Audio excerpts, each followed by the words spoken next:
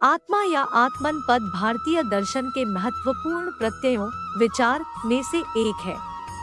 यह उपनिषदों के मूलभूत विषयवस्तु के रूप में आता है, जहां इससे अभिप्राय व्यक्ति में अंतर्निहित उस मूलभूत सत्य से किया गया है जो कि शाश्वत तत्व है तथा मृत्यु के पश्चात भी जिसका विनाश नहीं होता।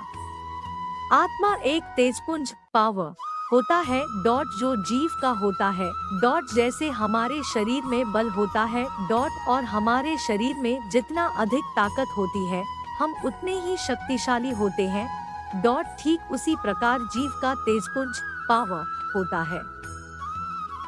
जिस प्रकार मनुष्य मेहनत कर अपने शरीर में बल अर्जित कर ताकतवर होता है ठीक वैसे ही जीव तप कर आत्मा को ताकतवर बनाता है जैसे शरीर से अलग बल नहीं होता ठीक वैसे ही जीव से अलग आत्मा नहीं होती है इसलिए जीव और आत्मा मिलकर जीवात्मा होती है और जीवात्मा परम ब्रह्मा परम पिता परमेश्वर परमात्मा का अंश होती है।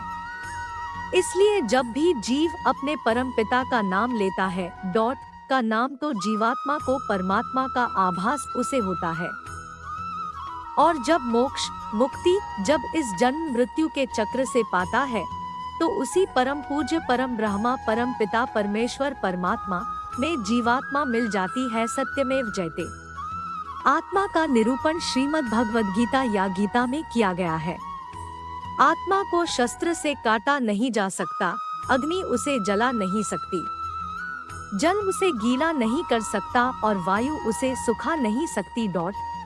जिस प्रकार मनुष्य पुराने वस्त्रों को त्याग कर नए वस्त्र धारण करता है उसी प्रकार आत्मा पुराने शरीर को त्याग कर नवीन शरीर धारण करता है।